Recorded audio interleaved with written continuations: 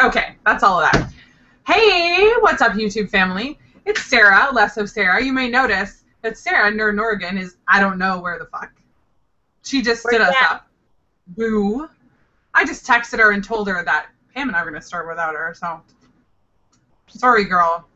So hopefully she'll show up at some point. I'm going to not talk right away about what the topic of this show is, because I know Spoon probably has, like, questions she already set up because she's all, like, up in that.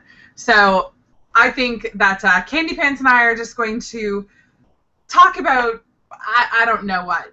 But why don't you introduce yourself? Hi, guys. It's Candy. What else do you need to know? Why don't you tell us your weight loss surgery story? Oh, I have to. I'm wearing in honor of America Day yesterday. I'm wearing my Canada shirt. Just saying. Okay. Oh, well, in honor of Sarah, Nerd in Oregon, I'm wearing my skate shirt, but the bitch didn't show up, so I don't even know if I should show it. Yeah, you probably shouldn't. Don't give her the satisfaction. Hold on. What's it? Okay. Do you see it? Sex, skates, and rock and roll. What? Woo! Also, in honor of America Day, a 32-ounce solo cup with a beverage inside. I have a tiny 12-ounce solo cup with a beverage inside. What is your beverage? Yeah. My beverage is delicious and wonderful. And I'm kind of a pussy. You make me feel like a pussy with your 32-ounce solo cup. Well, no, I'm very experienced. I'm just saying. Okay, so my weight loss story. I had surgery on March 25th of this year. I weighed 248.6 pounds on the day of surgery. I am now 14 weeks out, and as of Thursday this week, I weighed 193 pounds. So, yeah, it's like a 55-pound loss. I'm feeling pretty good about that. My goal weight's 165, so I'm 28 pounds from goal. What? I'm a little bit nervous I'm not going to make it there, but I think everyone's like that. So, yeah, I think everyone is like that. Things are going good. A little bit about me. I am engaged to Jasmine, who is amazing and awesome. She is 10 years my younger bean. I like him.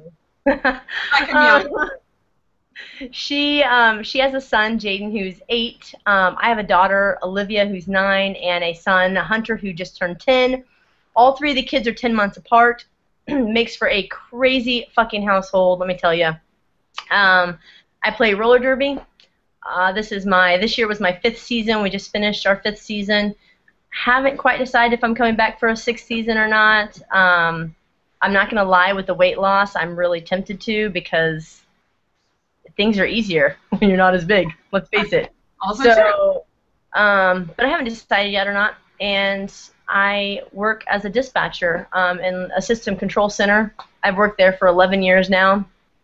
Basically, I sit in a control center for 12 hours a day and kind of dictate where linemen go. So I work for an electric company. I love it. I get to talk for like 12 fucking hours, and I'm surrounded by guys. While I don't love being surrounded them in the bedroom, I do love being surrounded by them at work. So it works out great for me. That was a very smooth segue right there. Let's talk about Lady Town. There you go. Can we talk about Lady Town a little bit, Miss Candy? Oh, there's let's talk. My pussy in the background. That's kind of fitting. Look how furry she is. Wow, you need to shave that shit. So true. Anyway, I got an anonymous question. Okay. From another lady in the community, and I'm going to read it to you, and we'll see what your answer is. So she says, now that I'm single, I would like to experiment going to a gay bar and picking up a woman, even though I'm straight. This is something I would have never done when I was big, so it's relevant to trying new experiences post-weight loss surgery. I want to know if it's frowned upon within the lesbian community to have a straight girl trying to pick up in a gay bar. I have no clue about these things. Do you have any tips? Okay, I'm gonna just start with a question. First of all, do you like women? I mean, you can like want to experiment with a woman, but do you find them attractive? Do they do anything for you physically? Because if they don't, it's kind of pointless. You know what I mean? It's kind of pointless to try to go pick up a girl and do anything with her sexually if sexually she does not excite you or move your body parts in any way, shape, or form. See what I'm saying? If they do excite your lady parts, as they do for me, which is exciting, then, okay, the kind of the rule in the lesbian community, now mind you, I've only been out for 4 years, so I am not like some seasoned veteran lesbian, all right? I'm not like, I've not been out since I was like 15 and know all the things. So this is my take on this. I am not representing every lesbian in the world. That's my disclaimer. But the rule is kind of like you try to stay the hell away from straight girls. You know, like you try to stay the fuck as far away from them as possible because God forbid you hang out with a straight girl and you start developing feelings for her and then you guys do some things because she's interested in it, you mess around and then you fall for the straight girl. Oh, that fucking sucks. You know, because she's straight and she will eventually find some man that does whatever for her and she will leave you. And so then you're kind of stuck there. So the consensus throughout the community is you stay away from the straight girl. You don't mess with the straight girl. Now, you always do because there is always that straight girl. That's like, you know, there's always like the straight girl that, I mean, I was the straight girl. I was the straight girl that somebody was like, ooh, and I was like, ooh. You know, I feel like we're on a date right now, frankly. Right. We're basically having sex right now. Yeah, it was good for you, way, but apparently Spoon wasn't as interested as I thought she was. So. Just me and you. Exactly. I like it. The deep eye contact through all the states. Yes. I was like, just through Canada and all the way into the U.S. Right across the border. Exactly. You're getting more of Sarah today. I'm getting all of Sarah. You're getting it all. I was like, this is maybe going to a strange place. Like, I thought this was about public weight loss, and all of a sudden it's about strange lesbian flirting. I don't know what that is. Oh my goodness. Okay, but seriously, from the point of view of like, in the community, I mean, I can understand the idea of feeling sexually repressed, I guess, or repressing certain aspects of your sexuality because you're overweight and you feel like you're unattractive or you feel like you can't do certain things. And, you know, that's one example, but obviously there could be like other things that you might be interested in. What would your kind of advice be other than trying to pick up another woman at a bar? Would you like try and find like a date on Craigslist? Would you, you know, use Tinder? What would you do to try and make that happen? Well, first of all, you know, that's funny that this came up because I just now realized that I actually really started questioning my sexuality after I lost a lot of weight the first time. Mm-hmm. And we might talk about that a little bit more later, but it was one of those things where I went away and I lost a bunch of weight and I came back and I was like, huh, like I do feel really confident. I do think this is something that I'm interested in and want to explore more of, where I probably wouldn't have done that when I was heavy. And that maybe has more to do with me really finding myself in the weight loss process and less to do with the actual weight loss itself.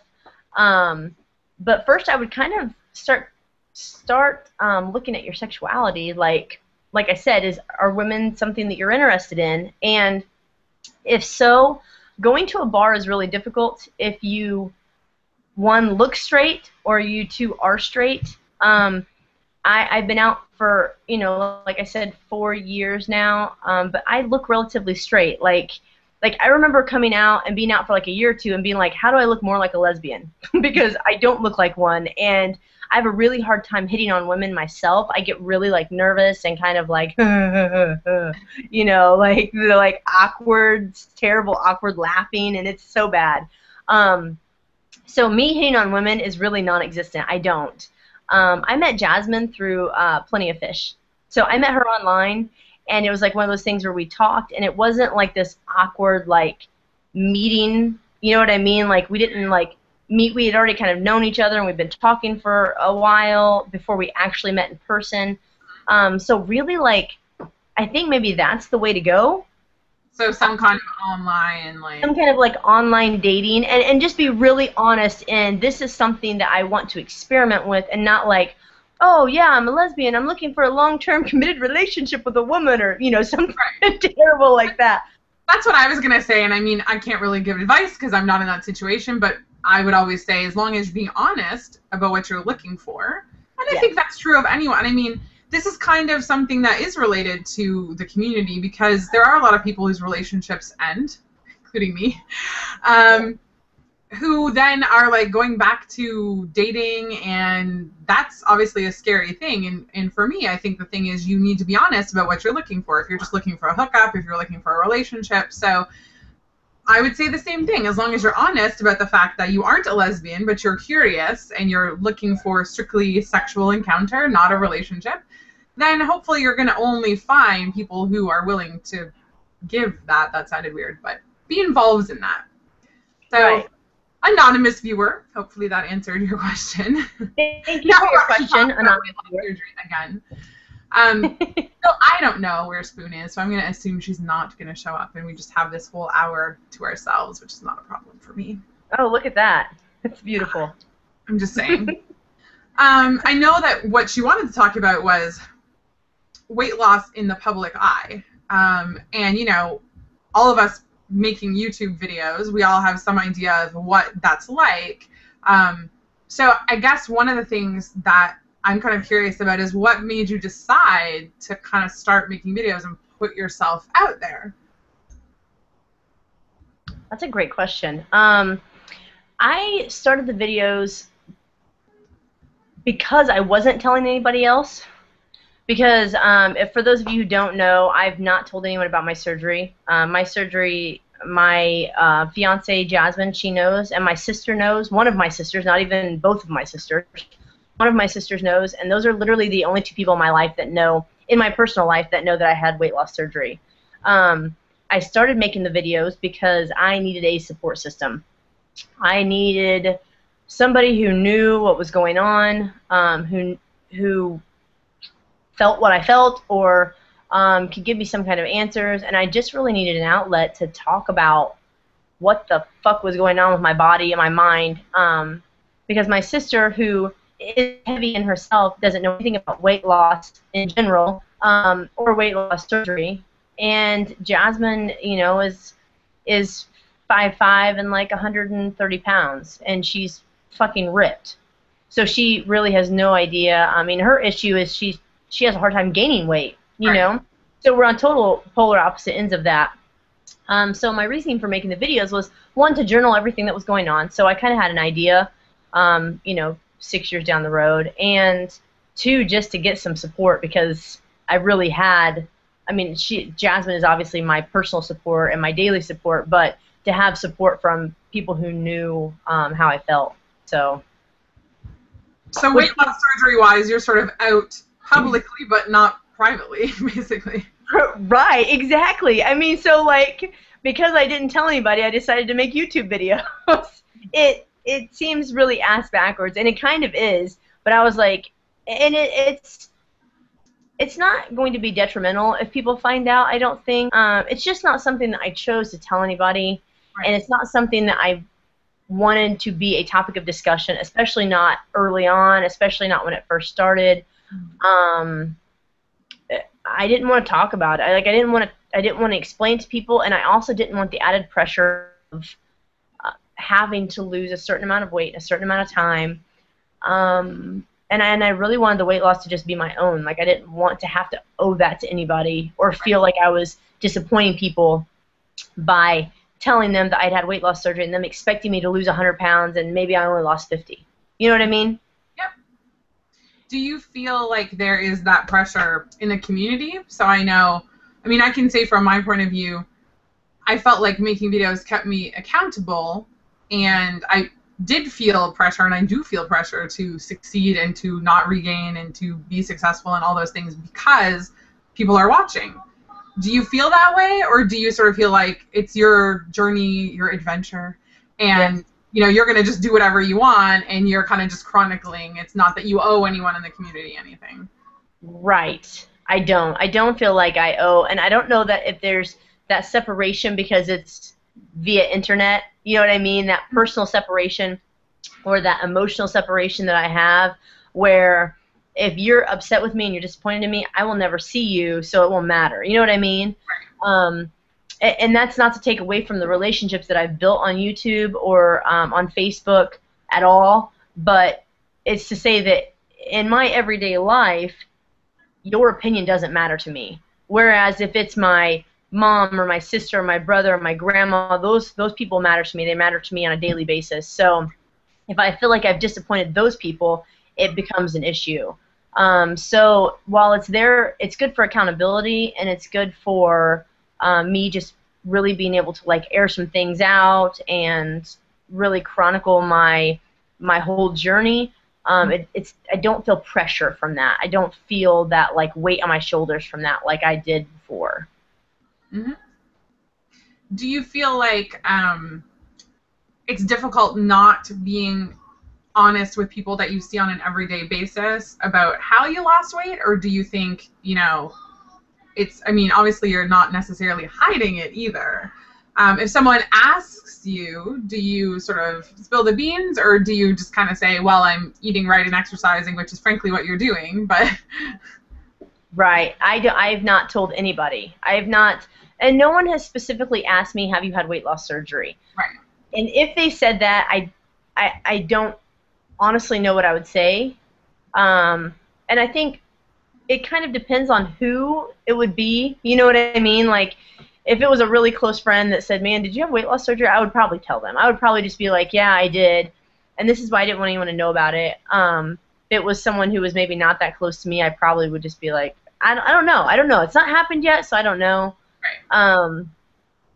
But when people, no one has specifically asked me in person, what are you doing? Mm-hmm. Now, I did finally, when I hit like my 50-pound mark, I finally posted like a before and after picture on my personal Facebook page, because everybody at that point was like, every time I saw them, they would be like, if you lost weight, you're so small, blah, blah, blah, blah, and they would just go on and on and on and on about my weight. And I just kind of was like, oh, thanks, and kind of, you know, took the conversation in a different direction or just kind of walked away and never really sat down and talked to anyone about it. So on my personal page, I'd actually posted a thing that said, hey, a lot of you have commented on my weight lately, and I'm really uncomfortable talking about my weight in public, but I you know, looked at these two pictures, and there definitely is a difference in the last 6 months, because one was from like January or February, one was from like June. Mm-hmm. And really since then, no one has really said anything to me about it. Like, no, like the comments that I was getting every single day, they've kind of stopped. And so Jasmine was like, why are you posting a picture of your weight loss if you don't want anyone to know about it? Like, you don't want to talk about it with anyone, but it actually did help. Right. No one has really, and I think because I posted on there, I don't really like talking about my weight, that they kind of respected that, and they just haven't discussed it. So I don't know. Do you sort of feel like, in having lost weight before in sort of a public way, shall we say, do you feel like it gives people permission to always talk to you, you know, about your weight or about what you're eating or how you're exercising, or, and I mean, I'll answer that question too, but I'd like to hear kind of what you think. Yeah, yeah, absolutely. I mean, I think we can go into like, and I don't know if everyone knows my weight loss story. Do you want to kind of go into that? Yeah, sure. If you're comfortable with that, then I'm cool. I am. I actually almost made a video on it today, and I didn't because I didn't know if you guys would bring it up today. So I kind of just left it alone. But in 2006, I was on season 3 of The Biggest Loser. There were 300,000 people that applied for that season. 14 of us made it to the show. I was eliminated. There were 6 people left when I was eliminated. So I made it there and went pretty far through the process. The show, we got there in April. I left in June, the end of June. I came home and I did weight loss. I basically lost weight on my own from June to December, which was like the season finale was in December. So that whole process was from April to December, and I lost 68 pounds. Well, from April to June, I was in California. Now, I live in Indiana. I'm from Indiana. I represented Indiana on the show. My company let me take the 3 months off of work that was required for me to take off, with the stipulation that basically I would do whatever they wanted me to do as far as publicity goes when I came back home. At the time, I was like, oh, that's totally fine. That works for me because I get 3 months off. Even though it was unpaid, they saved my position and yada, yada, yada. So I flew to California. And so for me, I had never really been out of the state, not for anything more than a vacation. I left Indiana, went to California. My son was 1, my daughter was 10 months, and she actually turned 1 while I was at the ranch in California. Wow. Which was really sad because I had no contact with them at all. I wasn't allowed to talk to them on the phone. I wasn't allowed to receive letters from them unless it was on like the production's time. You know, if we got to do it, it was on camera, then maybe, but other than that, we didn't get to. So I missed Olivia's first birthday. She actually learned to walk while I was gone. Oh my gosh. I missed her learning to walk. It was an experience, and in that process of me going out there, it was also a time where I realized that I wasn't so different from a lot of people. Whereas back home in my small town in Indiana, being around my very conservative Republican family, I was very different. And different to the point where I had to kind of hide what I wanted to say or what I wanted to feel because I was so different. So going to California definitely opened my eyes to a lot of different people and a lot of different cultures, and so that's what I say. I kind of found myself out there. I kind of, yeah, I mean, minus not speaking in weight loss terms, but really just kind of found myself and realized that maybe I wasn't so different after all. You know, maybe there wasn't something wrong with me. So anyways, I was gone for a long time, and I started that weight loss journey at 247, and I ended up at the finale at 179. Now, when I flew out to California for the finale, I was like 183. I dehydrated like 4 pounds off to get to 179, which was really not that much. People were dehydrating like 15, 20 pounds that week. So my little 4 pounds was not really the issue there. But coming back from the finale, I started doing a lot of publicity. I was the spokesperson for my governor, Indiana's governor's state health initiative. It was called In Shape Indiana. So for 2 years, I was the spokesperson for them, and basically went all around the state speaking and doing commercials and different publicities for them, basically just telling people to eat right and exercise, which was cool. The governor was great and awesome. I did a lot of publicity for my company. I did some commercials for them, and I kind of found my niche in motivational speaking and started traveling all over speaking, and which was awesome. So a lot of really great things came from my very, very public weight loss.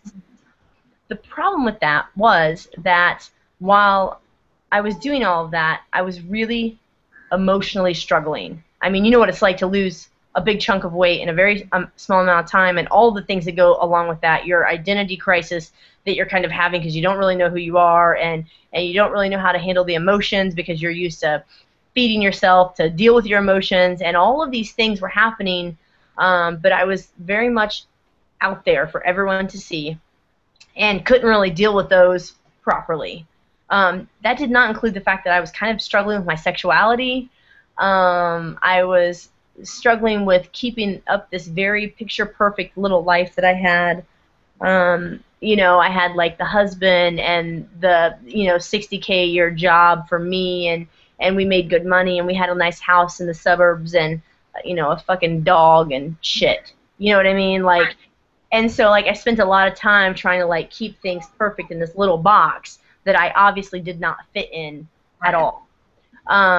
So I was dealing with all of that, plus all of the public weight loss stuff, and just really struggled.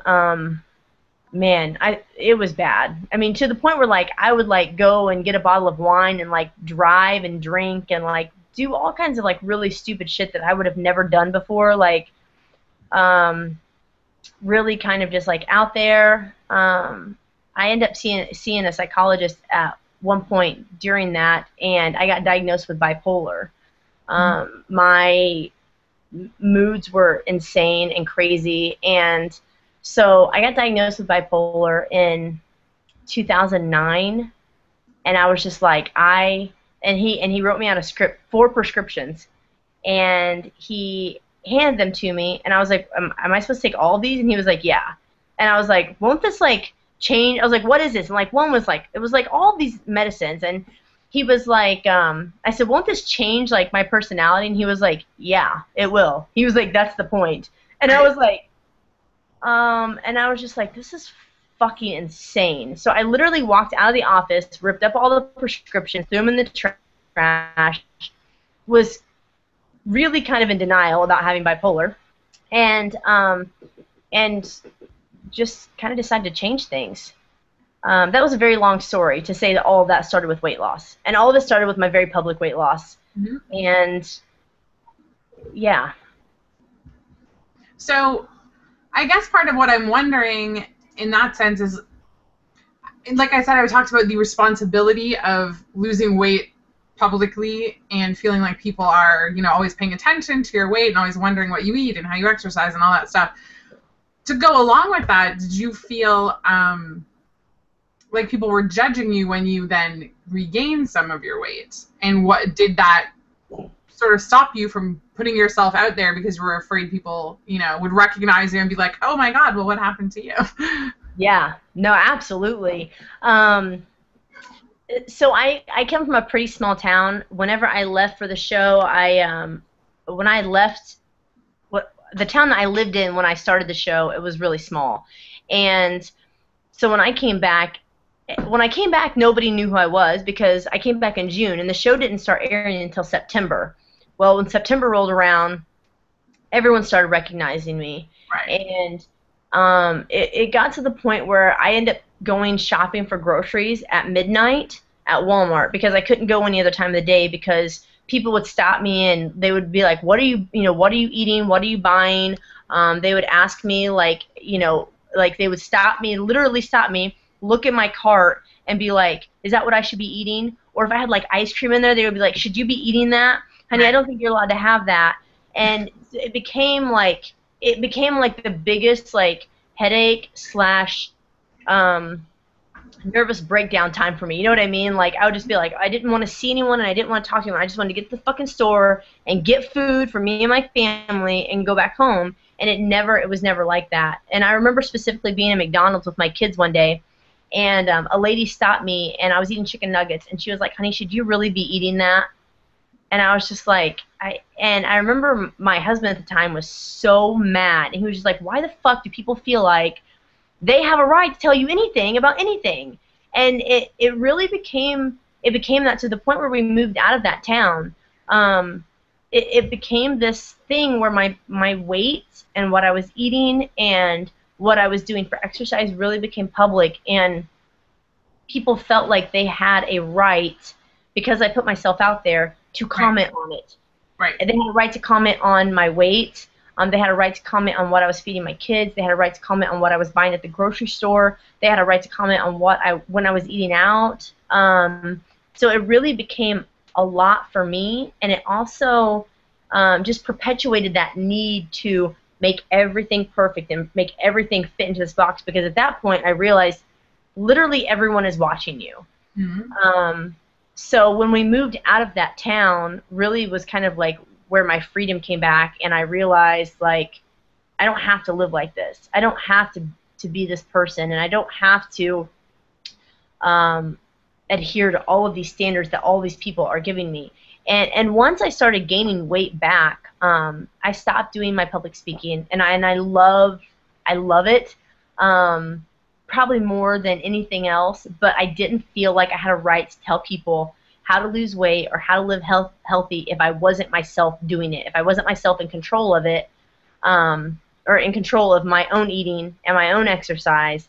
I didn't feel like I had the right to talk to other people about it. You know what I mean? It's like you don't ever go to the fat trainer because what does that trainer know? You always go to the skinny, thin trainer, when really your fat trainer probably knows more about what the hell you're going through than the 110-pound trainer who's never been overweight a day in her life. You know what I mean? Absolutely. But I kind of just pulled myself out of that. I stopped doing the In Shape Indiana campaigns. The last year that I did one, I had started gaining some weight back, and I remember we were filming the commercials, and I remember just apologizing the whole time. Like, I'm so sorry I've gained weight. Like, I'm so sorry I'm heavy.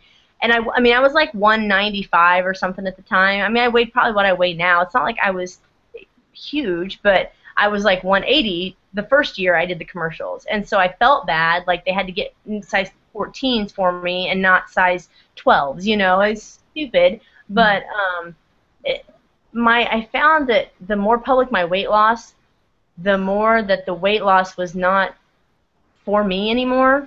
You know what I mean? Like, I went on that show for me. I went on that show to lose weight for me, and it ended up that didn't end up being the case. It ended up that I lost weight for NBC because they were emailing me every week asking me how much weight I'd lost and why I wasn't losing more. I was losing weight for all the people who said things about me and said that my photos were photoshopped and that I was way heavier on TV than I was in my after pictures. I was doing it for the people who saw me at Kings Island one year and then started blogging about me and how fat I was and how I was never going to make it at the finale. And so I started losing weight for all these other reasons and not because I wanted to lose weight for me and to be healthy. Mm-hmm. So yeah, and so then when I started gaining weight back, it was really bad when I first started gaining weight back. So like when I first started gaining weight, people would be like, "Oh, you know, you're really porking up, or you've really gained quite a bit," or they still felt like there was no filter. You know what I mean? Right. They still felt like they had the right. Yeah. Right, because I had already put my weight out there, so it didn't matter if I was 215 now or 220 or 230. They were still commenting about it. So I think really that stopped after I lost weight a second time. I got back down to like 200 pounds, and then I gained all of that back again. And I think finally by like the third time I had gained my weight back, people stopped finally commenting on it. And also it's been years. I mean, that was in 2006. I was on season 3, so this was years and years ago. But it's something that I've dealt with up until like last year.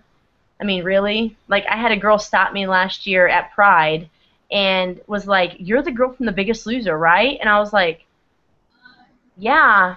And I wanted to be like 100 fucking years ago. Yeah. But you know what I mean? And I don't know. The show is what it is. But yeah, it really opened you up for a lot of scrutiny. And it was scrutiny that I was not prepared to have. I was not prepared to deal with. And that I don't particularly want again. I mean, I can sort of relate in a way. Not really. I've never had like hundreds of thousands of people watching or millions of people watching my, weight loss journey, but you have a lot. I definitely know that I feel like not even that I owe people something, but I feel like I can't fail because I don't want to disappoint people, or I want to be a good role model, or I don't want people to be like, "Oh, look at Sarah, she's gained weight or she's done whatever." But I also feel like I can't let that stop me from continuing to make videos. And I think the funny thing is that so many people do experience regain and whatever, but nobody makes videos, not nobody, but very few people make videos about that. And it's exactly what you said about having like a fat trainer. Like, those are the people who should be making videos, the people who have been through what everyone is afraid of. Yes. Regaining, right? And that's why I think your story is so interesting, because you've been sort of through that a few times. And not post-weight loss surgery, but really in the end, I mean, weight loss is weight loss, right? Right. So, yeah, I definitely sort of feel where you're coming from on that one. The thing that I was kind of wondering about, and I've asked a few other people this, who I guess have, I don't know how to put it, like notoriety in the community or whatever, but have you ever felt like when you met someone, if they knew who you were, that you were not like a person to them, you were just like a person who had lost weight or a person who had done this, and instead of being Pam the person, you were Pam from Biggest Loser? Right. No, that's it, exactly. The problem with that is that people feel like they know you.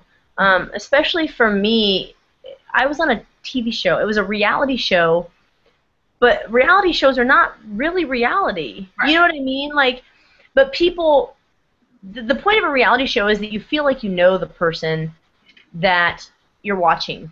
That's what makes them so interesting. That's what makes millions and millions of people watch these shows, no matter what the reality show is. They feel like they know that person. So when someone feels like they know you, they feel more open to come up to you in public and say whatever it is they feel like saying. The problem with that is that people didn't know me. Right. People saw that I lived in a nice house, and I had 2 kids, and I had a dog, and I had a husband, and I had been married for several years. They didn't see that I was struggling emotionally. They didn't see that I contemplated suicide. They didn't see that I was filing bankruptcy. They didn't see that.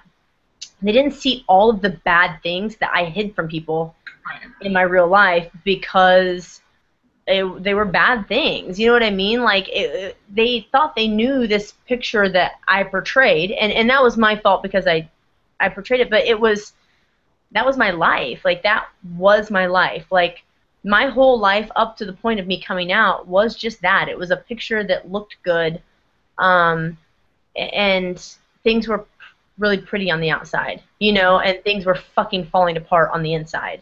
Right. And so until I came out and really started living just like a really authentic life and was just like, you know what, I'm doing this, and this is my life, and this is who I am, and I finally found my mold, because I never fit into that box that somebody had created, and I tried to squeeze myself into. I never fit into that box.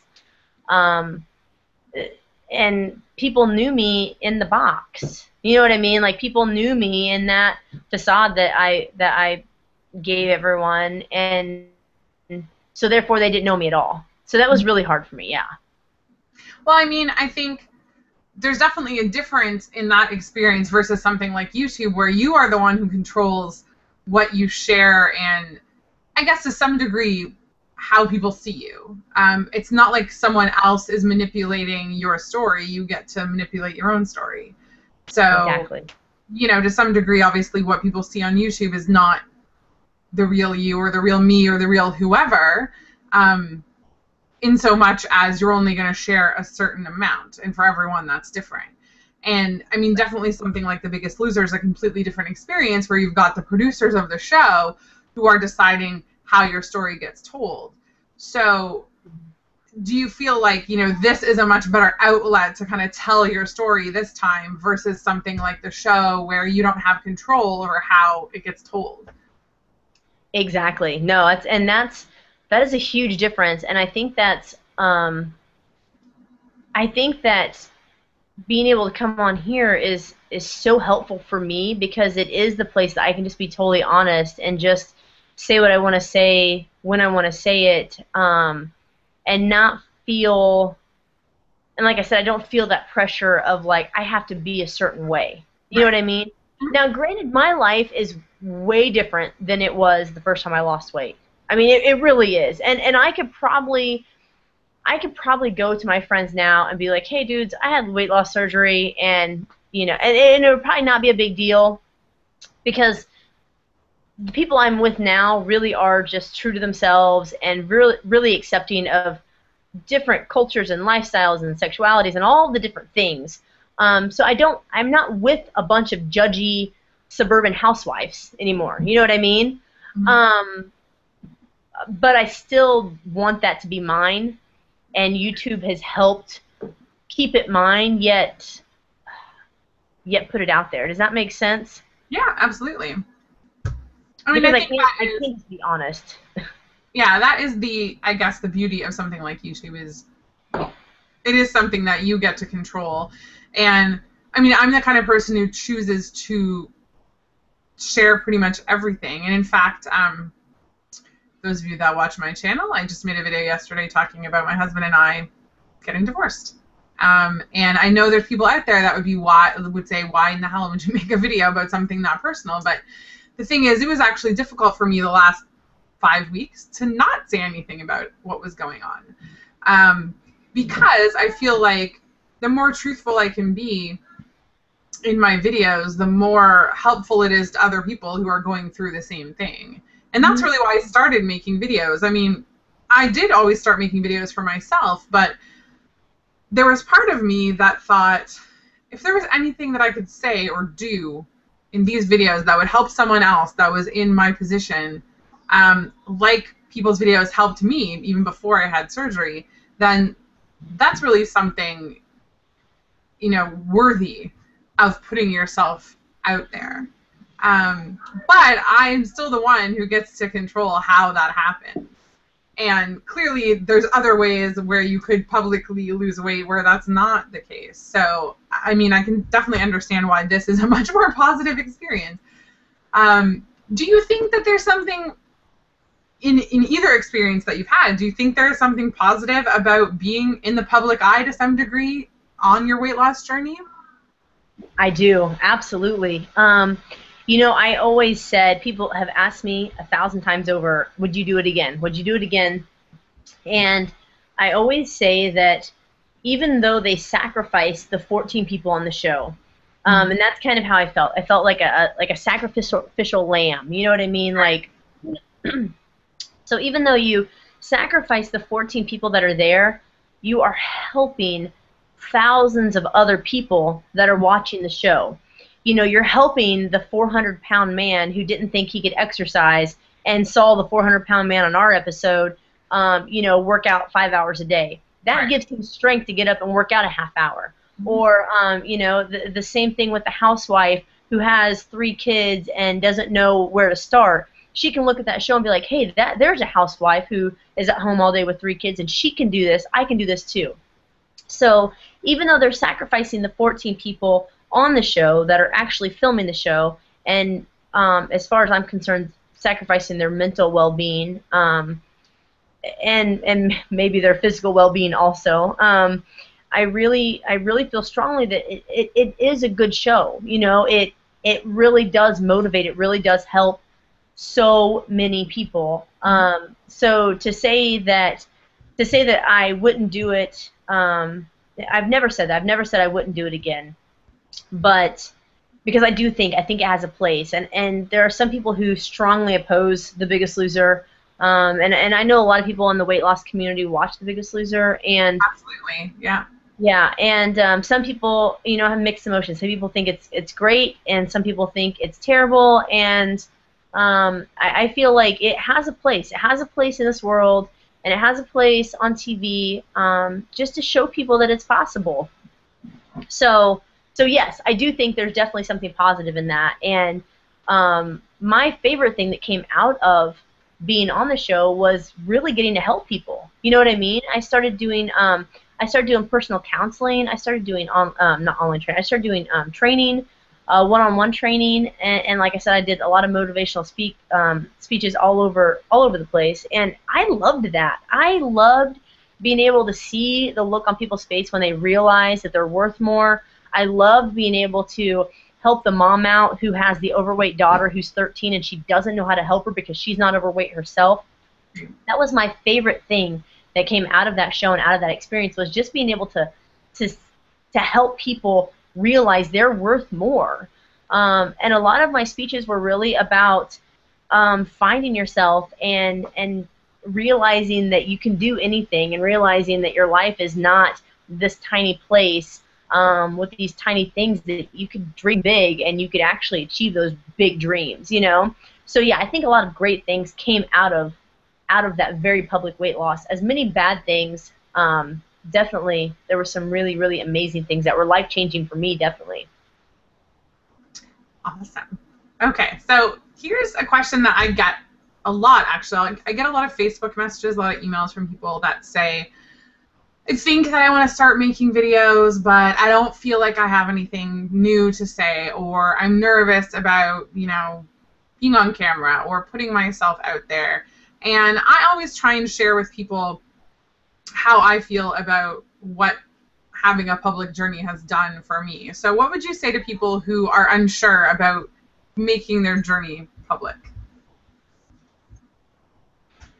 That's a good question. I think first and foremost you have to do it for yourself. You know what I mean? Even though it's public, I don't think that you can start making videos or have a very public weight loss with the intention of it being for someone else, because then it doesn't mean as much. Right. Whereas if you're doing it for you, it means something. It's something you're passionate about, and it's something that you hold dear to your heart. So whether that's making YouTube videos, losing weight, making YouTube videos about it, or it's going on a, you know, whatever, a reality show, I think it all kind of boils down to the same thing, that if you're doing it with good intentions, if you're doing it for you, and you know, you may not touch people, you may not change the lives of 50 people or 100 people or 200 people. You know what I mean? There are people like you who are changing hundreds of people's lives by your journeys.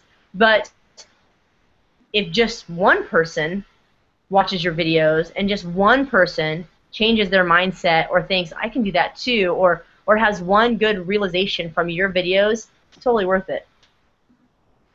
I mean, I definitely, obviously that's why I started making videos and why I'm willing to put my journey out there publicly.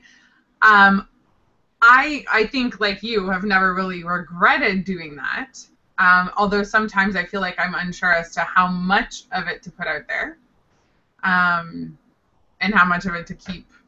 I had this conversation with Phil, Fat King's Phil. Love you, Phil. And Tyrone, both of you. Oh, hey. We might want to focus. Oh, there we go.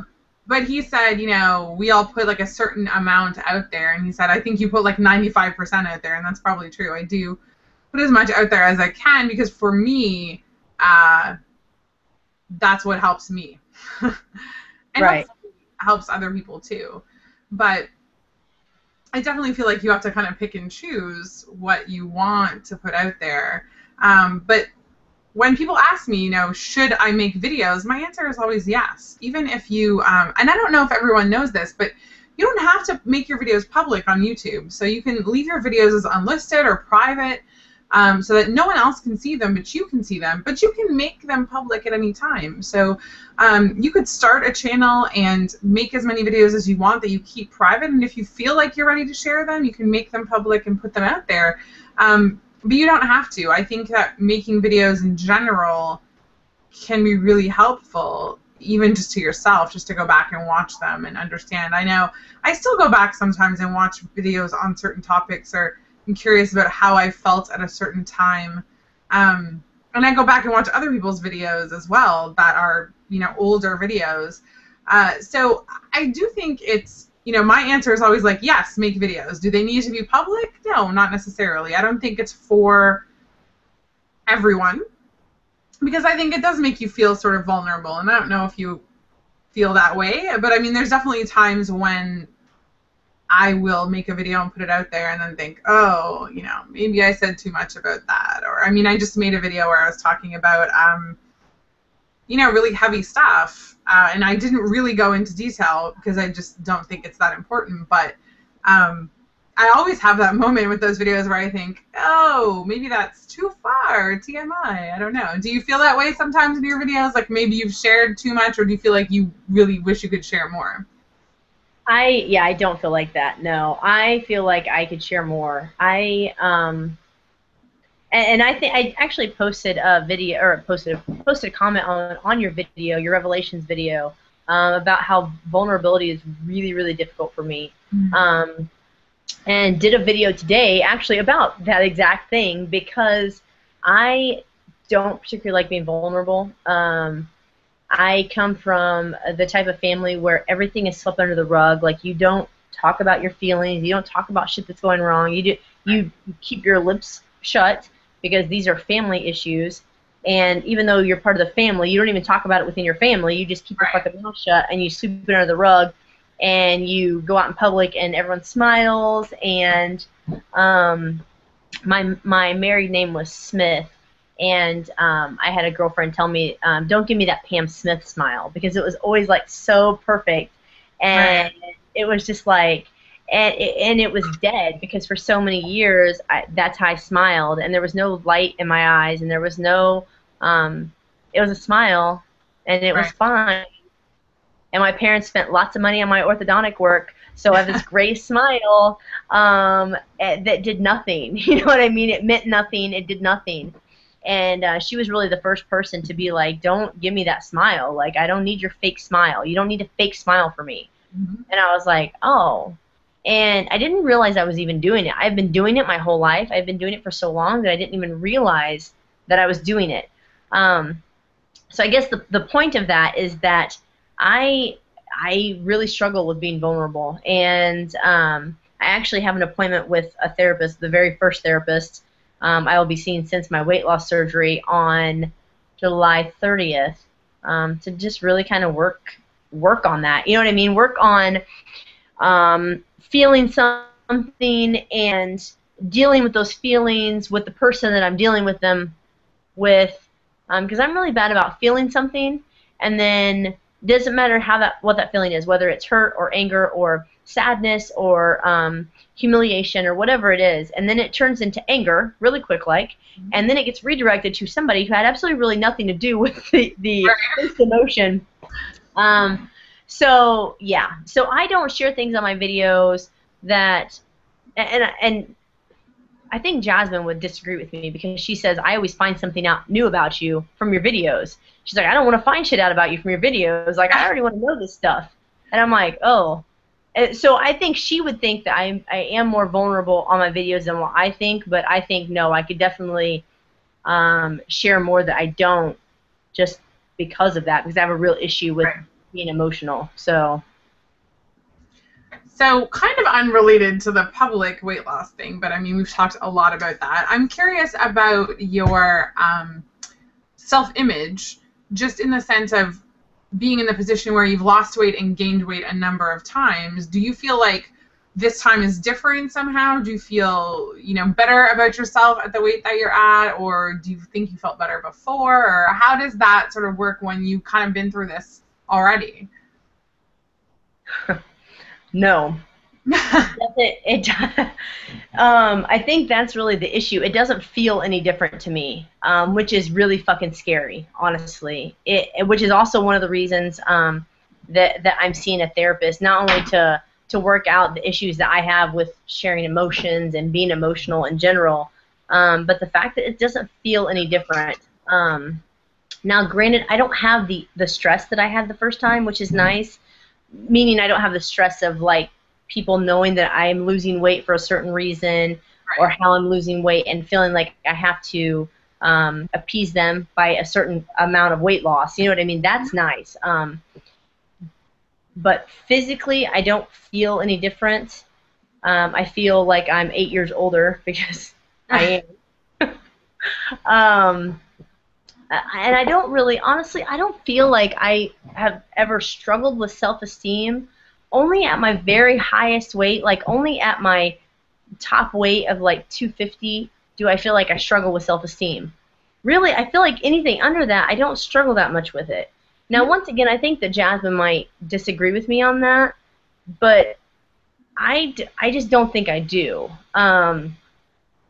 Especially in the last few years, where I've really kind of just come into my own and been okay with being me, I don't tend to feel bad about myself. And this time is definitely a lot easier. I'm not gonna lie. I mean, it just is easier. I remember really struggling emotionally last time, And I did this time too, and I have. But I remember struggling for months emotionally last time. I was eating like 1,100 calories a day, and I was working out like 2 hours a day, and I wasn't losing like, I mean, I only lost 68 pounds in what, April, May, June, July, August, September, October, in 6 months, which is really not that much in the weight loss community. What is that? That's, yeah, 11 pounds a month. Well, I guess that is quite a bit. I don't know. But anyway, I was angry all the time. I was emotional all the time. I cried. I really struggled last time a lot emotionally. So this time, that is easier, definitely. But other than that, it doesn't feel that different, which really scares the shit out of me. And I feel like I really need to figure out why I keep gaining weight. And I really need to figure out, I just need to figure out what the hell's going on so I don't do it again. Now, granted, this is the first time I've gained weight. I've lost weight since I've been out and, like, living my life kind of, you know, on my own. I guess that's not true because I got down to like 210 last year or a couple years ago. So I don't know. I guess that's not true. No, it doesn't feel any different, and I'm worried to death about gaining weight back. And when I lost it on The Biggest Loser, I remember telling people that I was like one dead fish away from gaining all my weight back because I never felt confident that I could keep the weight off. Like I always knew that it was like right there. You know what I mean? I always knew it was like surface level, that like it could happen any second.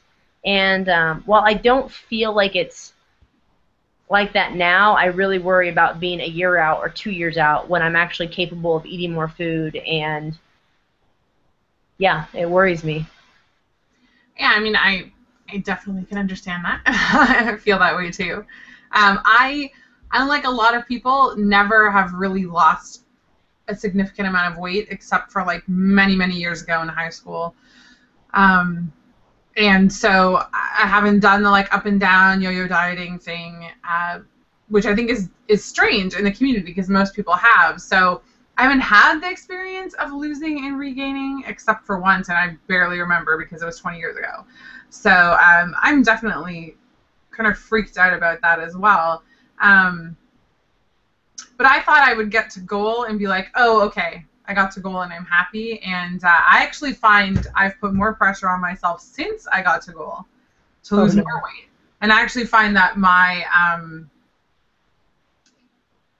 don't know if I could say my self-image, but my self-esteem has actually taken a big hit since I got to goal. Probably makes no sense, but, and it's probably related to other things that are going on in my life now as well. But I probably feel the worst about myself that I have in a very long time, which probably to most people sounds really weird. Like, well, now you're a goal, so you should be happy and be like thrilled, and that is not the case. And I was wondering how did you feel when you got to the point, you know, on Biggest Loser, when you got to the finale and you were at, you know, 179, were you happy? Were you happy with yourself? Or did you sort of feel the same way? Like it wasn't enough, or you were unhappy with the way you looked, you were happier before? I feel like in some ways I was happier, maybe not happier, but I was more comfortable with myself before than I am now. Yeah, no, on the finale, I remember going back for the finale and being really self-conscious. So we would have to, like, basically do weekly check-ins with the producers at NBC, and every week they would be like, why haven't you lost more weight? What are you doing? I'm like, I'm eating, you know, 1,100 calories. I'm working out 2 hours every day on top of having 2 kids and working 12-hour days. Like, it was insane. And they would just, I remember them really writing me for like a month. I didn't lose a single pound. And they were just like, you know, everyone's losing so much weight. You're not losing that much weight. And I remember just being like, oh my God, like it's never going to be good enough. And I went back to the finale, and we had a doctor, Dr. Huizinga. He was amazing. He was so incredible. And he did all of our like work at the beginning, and he was our doctor throughout the whole season. And so he did all of our lab work and everything that we did at the end. Mm-hmm. And he said, I was 179 pounds when I weighed in. And he said, you you are fine. He was like, you're a muscular build. That's what he said. He said you could tell how someone is built by the size of, basically the size of their quads, and some their hip structure, something, I don't remember what it was. And he was like, you are an athletic build, he said, and he said, you really only need to lose like 5 more pounds to be at your ideal weight, because really my BMI was still too high. My BMI kept saying that I had to be like under 160. And he was like, absolutely not. He was like 175 would be ideal for you. And I was 179 at the time, so I remember being like, oh wow, that's awesome. But when you're looking at Biggest Loser numbers, I started at 247 and I got to 179, so that was a 68-pound weight loss. I lost less weight than almost every person that came back for that finale. So I was like, other than the girls that didn't lose any weight, there's like those couple people who don't really lose that much weight. Other than like those 2 girls, I had lost the least amount of weight. And so I just remember feeling really bad about myself. You know what I mean? Like, that's what I remember from the finale. I remember feeling fat and feeling like I didn't do everything I could do, even though I did.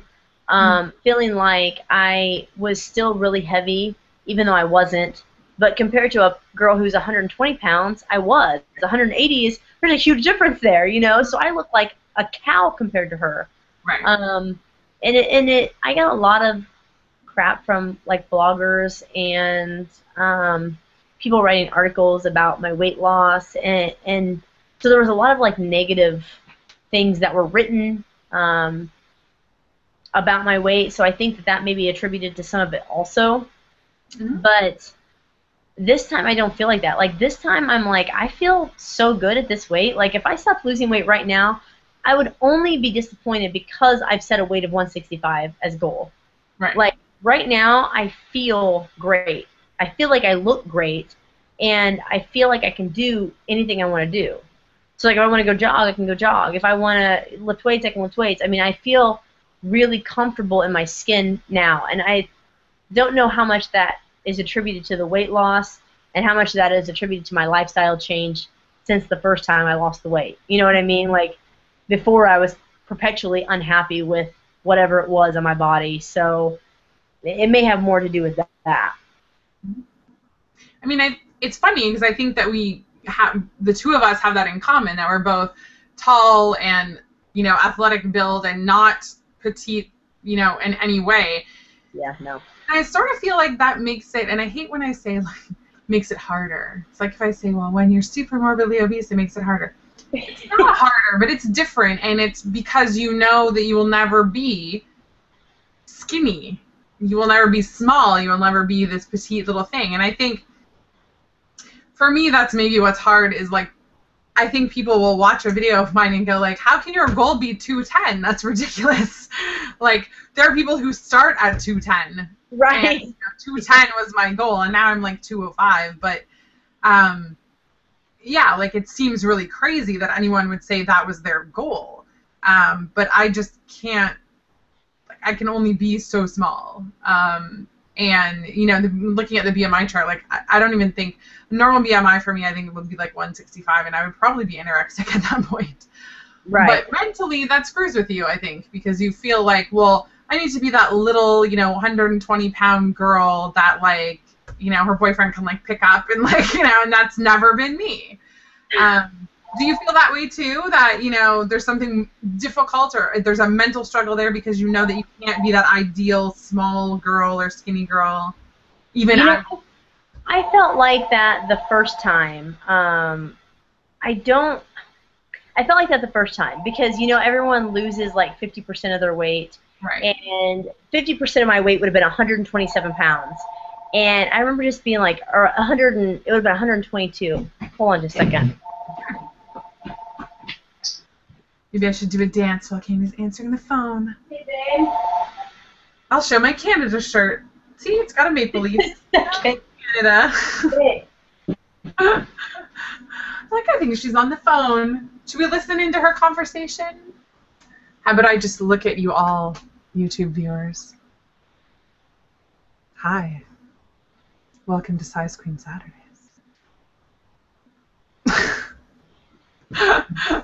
I only have so much I can do on my own. Hopefully, sorry. So we have I had to a give phone YouTube sex that crime no one eyes while you were gone. You did what? I had to give you YouTube sex crime eyes while you were gone to keep them interested because you weren't here. No one ever answers, or no one ever calls the home phone, because, like, who calls the home phone still? But anyway, wait, what was the question? I don't even remember now. Oh, do I feel like I have to be a certain way? Okay, no. I did feel like that the first time. I felt like I did have to get down and be really small, and so I felt really, really bad at 179. I felt like, I just felt bad. I felt heavy still, and I felt big, and, but, you know, I don't anymore, and I'm not sure where that came from or when that happened, but, you know, like, I have really broad shoulders. I'm just a big girl. My dad's a logger. Yeah, right? I mean, my dad's a logger. He's a big guy, and I'm built just like him, and I'm really okay with that now. And let me tell you, so I had a tummy tuck. I had an extended tummy tuck. I don't remember if we talked about this at dinner that night, but I had an extended tummy tuck.